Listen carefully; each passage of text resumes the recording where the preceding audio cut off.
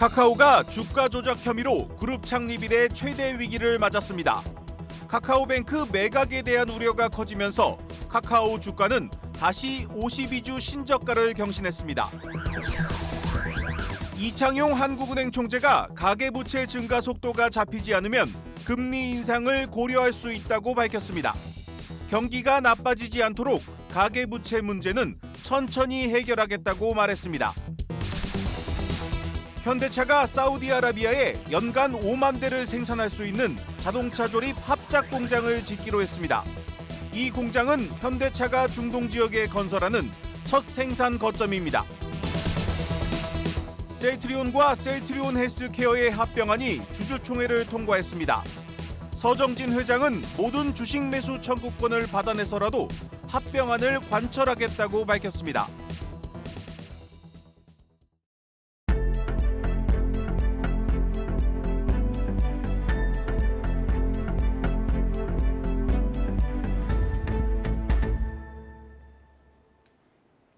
뉴스플러스 시작합니다. 계열사만 144개에 달하는 공룡 카카오가 주가 조작 혐의로 그룹 창립 이래 최대 위기를 맞았습니다. 이 수사 결과에 따라 카카오뱅크를 매각할 수도 있다는 우려까지 번지면서 오늘 카카오 주가는 52주 신저가를 찍었습니다. 이 시각 현재 금융감독원 자본시장 특별사법경찰이 카카오 창업자인 김범수 전 의장을 소환해 조사를 벌이고 있습니다. 이 SM엔터테인먼트 인수 과정에서 주가 조작이 있었는지를 규명하기 위한 수사가 정점에 다다랐습니다. 현장에 나가 있는 취재기자 연결합니다. 신재근 기자, 지금도 조사가 계속되고 있습니까?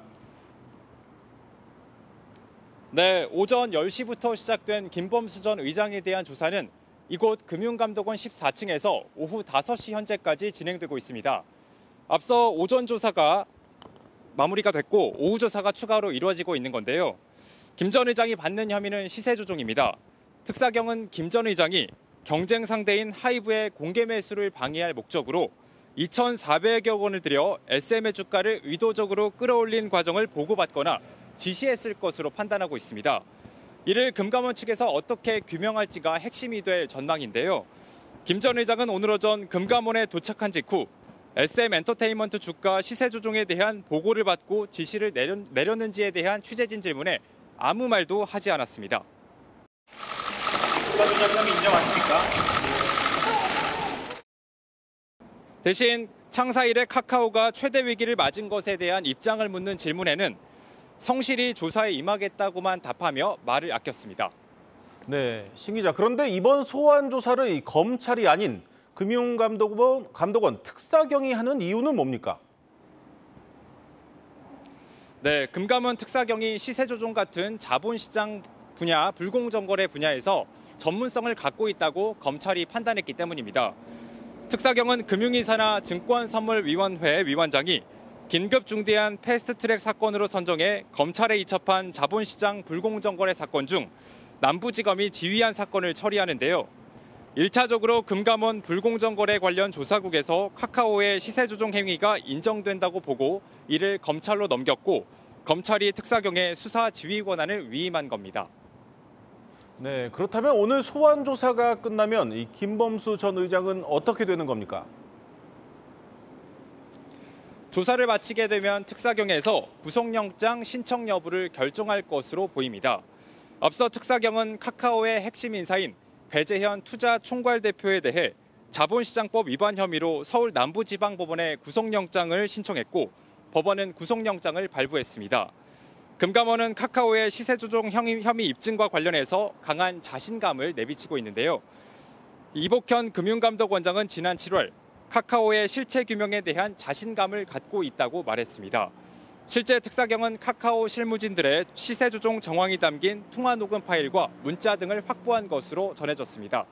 지금까지 금융감독원에서 전해드렸습니다.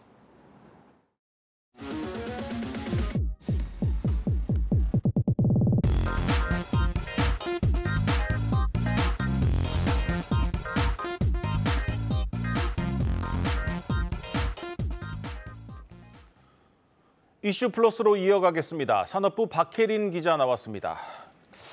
네, 앞서 본 것처럼 이제 벌써 7시간째 조사가 이루어지고 있는데 이 카카오의 분위기는 어떻습니까? 네, 물론 뒤숭숭한 분위기입니다. 김범수 창업자에게까지 칼끝을 겨누는 이 상황이 블랙아웃 사태 때보다 더 심한 2006년 창사 이후 가장 큰 위기라는 얘기가 임직원들 사이에서 나오고 있습니다. 네, 그렇다면 이 최종적으로 이 모든 이 주가 조작 혐의가 이제 입증이 되면은 카카오는 어떻게 되는 겁니까? 뭐 SM 엔터테인먼트 인수도 물거품이 되는 겁니까? 카카오 관계자는 이미 SM엔터와의 물리적 결합은 끝난 상태고 독과점 여부만 따져볼 공정위의 기업 결합만 남은 상태이기 때문에 혐의가 입증이 되더라도 인수가 물거품이 되는 일까지는 없을 것이라고 답변했습니다. 네. 공정위는 심사가 진행 중이라고 말을 아끼고 있는데요. 업계에선 공정위도 사법 리스크의 부담을 느낄 수밖에 없고 심사 결과는 올해를 넘길 것으로 예상하고 있습니다. 다만 전례가 없는 상황이기 때문에 누구도 결과를 예단하기는 어렵습니다. 네. 이번 사안으로 가장 직접적인 영향을 받을 것으로 예상되는 건 카카오뱅크가 될 것으로 예상됩니다. 카카오는 카카오뱅크 지분 27.17%를 보유하고 있고 한국투자증권은 이보다 딱 한 주 적게 들고 있습니다. 인터넷 전문은행법에 따르면 대주주는 최근 5년간 금융 관련 법령이나 공정거래법 등을 위반해 벌금형 이상을 처벌받은 사실이 없어야 하는데요. 양벌 규정에 따라 시세조정 관련자의 행위를 법인까지 적용할 경우 카카오는 카카오뱅크 지분 10%만 남기고 처분해야 하고요. 이 경우 대주주의 지위는 2대 주주인 한국투자증권으로 넘어가게 됩니다. 네. 다만 금융당국 관계자는 지분 매각설에 대해 카카오의 법인의 범죄 혐의도 아직 입증되지 않은 상황에 카뱅의 대주주 교체를 논하기엔 너무 이르다는 입장을 밝혔습니다. 네, 뭐 일각에서는 이 카카오의 경영 방식 자체의 변화가 필요하다는 목소리도 나오고 있습니다. 이 뭐 공격적인 확장에도 좀 변화가 예상되는데 어떻습니까? 네, 카뱅을 떼어놓고 보더라도 계열사 신사 확장에는 일단 제동이 불가피할 것이란데 이견이 없습니다. 네. 카카오는 내수를 넘어 글로벌 시장을 공략하고 복합 테크 기업으로 거듭나겠다는 비욘드 코리아, 비욘드 모바일을 비전으로 삼고 있는데요. 여기에서 핵심은 공격적인 투자겠죠. 당장 배 대표 구속으로 투자 결정권자 자리가 공석이 되면서 이번 사안과 직접적인 관련이 있는 SM엔터와 카카오엔터를 비롯해 카카오뱅크, 인공지능과 클라우드 등 신성장 동력에도 차질을 빚을 것이라는 의견이 나오고 있습니다. 네, 일단 컨트롤 타워가 공백이니 이 공격적인 확장은 좀 멈춰설 가능성이 높겠습니다. 그렇다면 이 구속된 배 대표는 어떻게 되는 겁니까? 네, 특사경은 이번 주 배 대표를 검찰에 송치할 예정입니다. 네, 만약 1심 판결에서 유죄가 나오더라도 카카오가 항소심, 상고심을 이어나갈 것으로 예상되고요. 대법원 결과가 나오기까지는 수년, 길게는 10년까지도 걸릴 수 있다는 게 법조계의 시각입니다. 재판이 장기화된다면 결론이 당장 나오진 않겠지만 카카오를 둘러싼 리스크는 계속될 것으로 예상됩니다. 카카오 앞서 보셨듯 연일 신저가 경신하고 있는데요. SM 인수전을 거치며 과도하게 비싸게 샀다는 점에 사실상 가장 피해를 본 건 카카오의 200만 개인 주주들인데 사법 리스크로 사업 차질을 빚어 결국 주주들에게 더 큰 피해로 이어지고 있다는 염려도 나오고 있습니다. 창사 이래 최대 위기를 맞은 카카오, 시장의 눈이 검찰과 특사경으로 향하고 있습니다. 네, 잘 들었습니다. 이슈 플러스 산업부 박혜린 기자였습니다.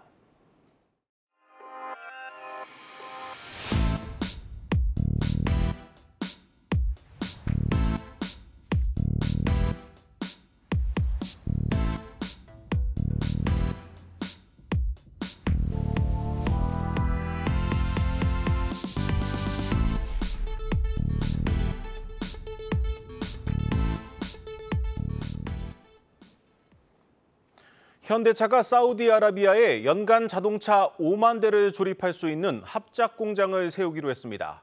오는 2026년 상반기 양산을 목표로 하는 이 공장은 현대차가 중동 지역에 짓는 첫 생산 거점입니다. 이서우 기자의 보도입니다. 윤석열 대통령이 사우디아라비아를 국빈 방문한 가운데 현대자동차가 사우디아라비아 국부펀드 PIF와 자동차 공장 설립을 위한 합작 투자 계약을 체결했습니다. 내년 상반기 착공에 들어갈 예정인데 현대차와 PIF 양측은 5억 달러, 우리 돈 약 6,700억 원 이상을 공동 투자합니다. 공장이 들어서는 킹 압둘라 경제도시는 사우디 제2의 도시로 최근 전기차 기업의 투자가 잇따르며 중동 자동차 산업의 중심지로 부상하는 곳입니다. 이곳에서 현대차는 2026년 상반기부터 연간 5만 대의 전기차와 내연기관차를 생산할 예정입니다. 지분은 현대차가 30%, PIF가 70% 보유하며 현대차의 첫 중동 지역 생산 거점이 됩니다. 칼리드 알팔레 사우디 투자부 장관은 환영사에서 세계적으로 선도적인 회사인 현대차와 사우디가 전기차 제조 분야에서 협력하게 됐다면서 향후 배터리 등 분야에서도 협력을 확대해 나가겠다는 의지를 밝혔습니다. 사우디아라비아는 최근 전기차 보조금 등 관련 산업 활성화를 빠르게 추진하고 있는 만큼 이번 합작 공장에서 생산되는 현대차는 보조금 대상이 될 가능성이 높다는 관측입니다. 한국경제TV 이서우입니다. 세이트리온과 세이트리온 헬스케어의 합병안이 주주총회를 통과하면서 이 통합 세이트리온 출범이 9분 응선을 넘었습니다. 이 서정진 회장은 빚을 내서라도 모든 주식 매수 청구권을 받아내겠다며 이제 합병의 불확실성은 사라졌다고 말했습니다. 박승원 기자입니다. 셀트리온과 셀트리온 헬스케어는 오늘 각각 임시 주주총회를 열고 합병안건을 통과시켰습니다. 찬성률은 97%와 96%. 두 회사 주주들이 주식 매수 청구권 행사를 통한 단기 이익보다는 셀트리온의 미래 성장을 통한 중장기적 이익을 선택한 것으로 풀이됩니다. 오랜 시간 동안 저희들이 투자했던 초심은 셀트리온의 능력, 개발력, 판매력, 또 그다음에 신약에 대한 어떤 원대한 비전이 있기 때문에 저희들은 그것을 믿고 셀트리온 같은 경우는 찬성을 했어요. 그만큼 합병에 대해서 되게 긍정적으로 보고 있다는 느낌이어서 저도 이번에 찬성하러 왔어요. 합병 기일은 오는 12월 28일. 그때까지 합병안의 기권표를 행사한 국민연금과 합병에 반대한 주주들의 주식을 사들이는 절차 등이 남아있지만 문제없이 진행될 것으로 분석됩니다. 최대 변수인 주식 매수 청구 규모와 관련해 서정진 회장은 당초 제시한 1조 원 한도와 관계없이 다 받겠다며 합병 불확실성은 없어졌다고 강조했습니다. 뭐가 있던 다 갖고 나가겠어. 그래서 우리 주주들이 원했던 것을 주주분들이 즐겁게 축제가 되도록 마무리하겠습니다. 셀트리온은 이번 합병으로 미래 성장 동력을 마련한다는 계획입니다. 그동안 셀트리온이 바이오시밀러를 만들면 셀트리온 헬스케어가 이를 판매하는 구조였는데 개발과 판매가 일원화되면 원가 경쟁력이 높아져 이익 구조가 개선될 수 있다는 겁니다. 셀트리온은 매출 확대와 이익 개선이 신약 투자로 이어지는 선순환 구조를 만들 수 있을 것으로 내다보고 있습니다. 한편 셀트리온은 연내 두 회사 합병 절차가 마무리되면 이후 6개월 안에 셀트리온 제약과 2단계 합병도 추진해 통합 셀트리온을 완성한다는 구상입니다. 한국경제TV 박승원입니다.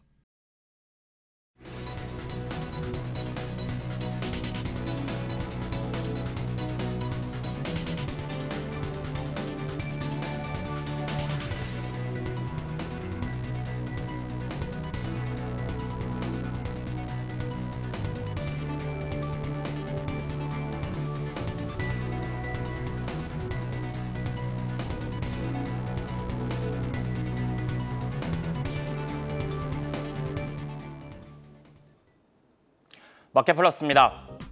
윤석열 대통령의 사우디 국빈 방문을 계기로 두 나라의 경제 협력이 급물살을 탔습니다. 체결 MOU만 60억 건, 21조 원 규모입니다. 지난해 11월 모하메드 왕세자가 한국을 찾았을 때 맺은 것까지 합치면 60조 원을 웃돕니다. 가장 큰 수확이 예상되는 쪽은 방산입니다. 대공 방어 체계나 활용 무기 등에서의 대규모 계약이 임박했다는 관측이 나오는데요.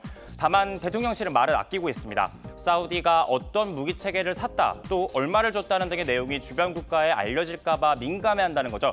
이 소식에 우주항공과 국방업종이 가장 큰 상승률을 보였습니다. 한화 에어로스페이스가 6.7%, 한국항공우주가 3.7% 올랐는데요. 구체적인 성과는 조금 더 지켜봐야 하는 상황이죠. 투자자들은 이번 중동 순방이 K방산의 영역 확장의 촉매가 될 거라 기대하는 분위기입니다. 현대차가 사우디에 연간 자동차 5만 대를 만들 수 있는 공장을 세웁니다. 나아가 세계 최대 산유국인 사우디에 수소 모빌리티 생태계를 만들겠다는 청사진도 내놨습니다. 투자자들이 주목한 또 하나의 뉴스는 삼성 SDI와의 협력입니다.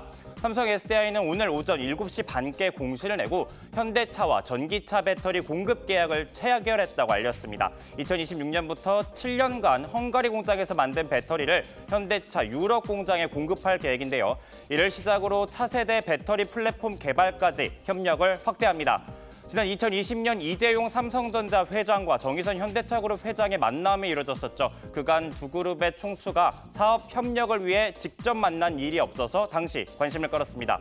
삼성 SDI 외에도 삼성전자와 삼성전기, 삼성디스플레이 등과 현대차의 협력이 본격화하는 만큼 주가 협력이 이뤄질지 관심이 쏠립니다. 오늘 거래에서 삼성 SDI는 부진한 모습을 보였고 현대차는 1% 오르며 거래를 마쳤습니다.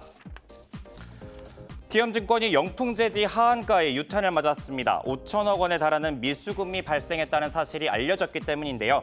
반대 매매를 통해서 회수를 하겠다고는 하지만 대규모 손실을 피하긴 어려울 것이라는 예상입니다.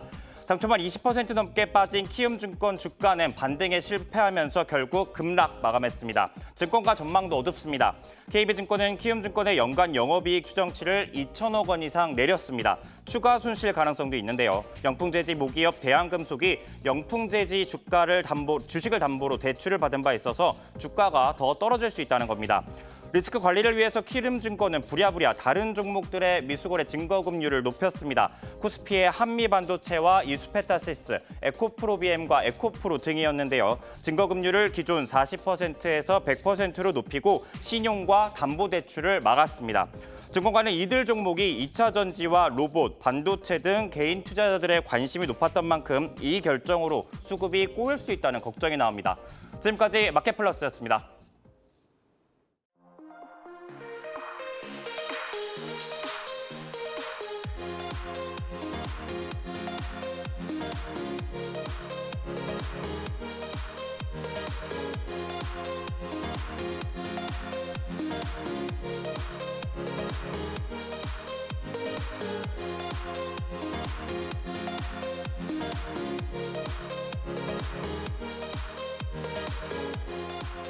제일 잘 됐던 거는 퍼팅이고요.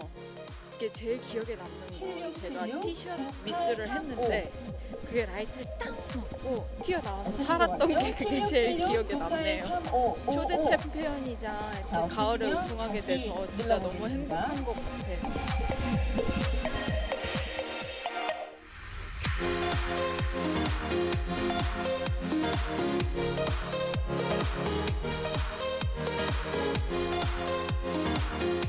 오늘 애기랑 이렇게 오랜만에 나오는 날씨도 좋고 더 멋진 경기.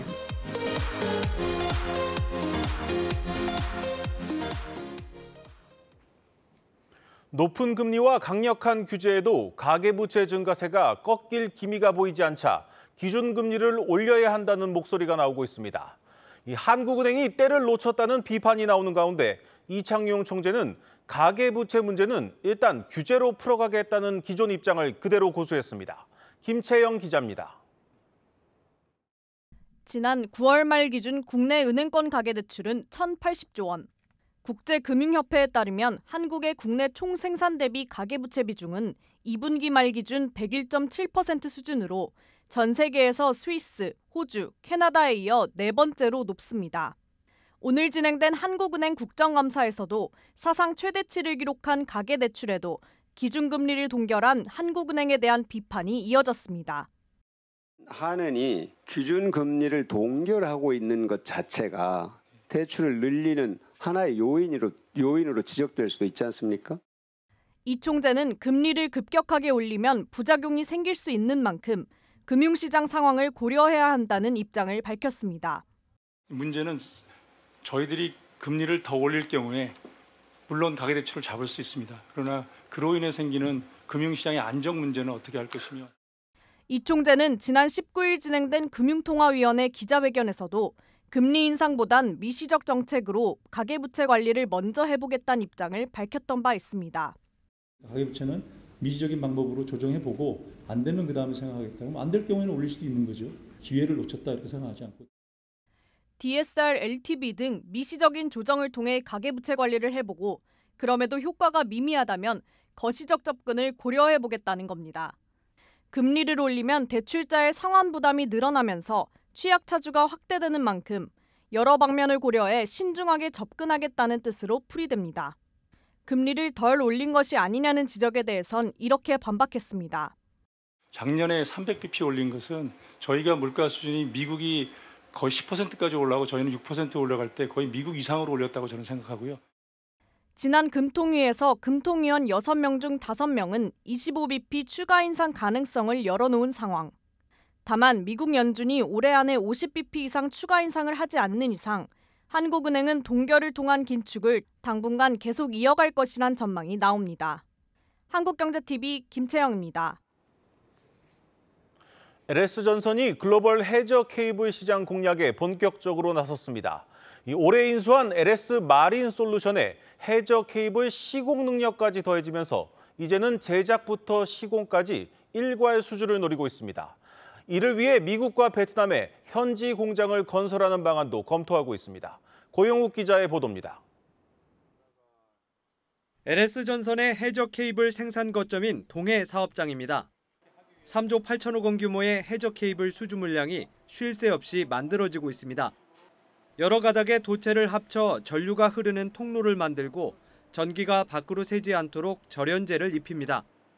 지금 제 뒤로 보이는 건물은 LS전선에서 초고압 케이블을 만드는 VCV 타워입니다.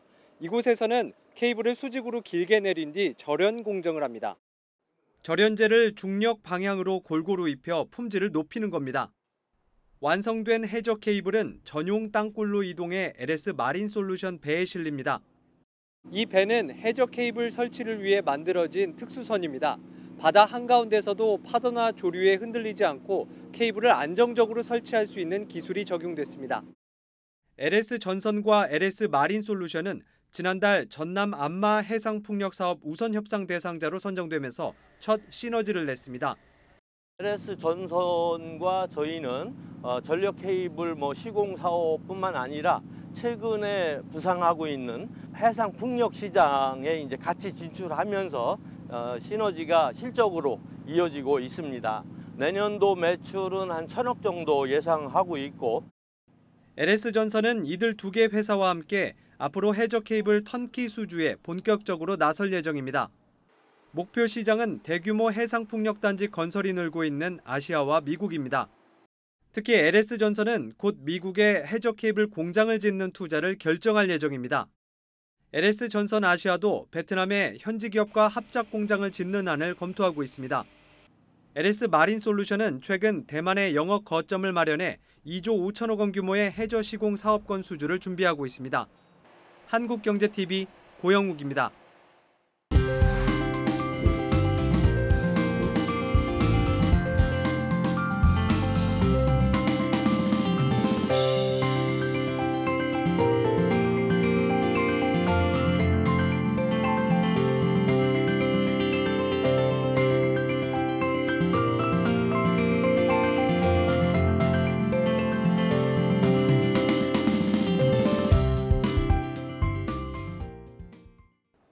뉴스플러스 오늘 준비한 순서는 여기까지입니다. 시청해주신 여러분 고맙습니다.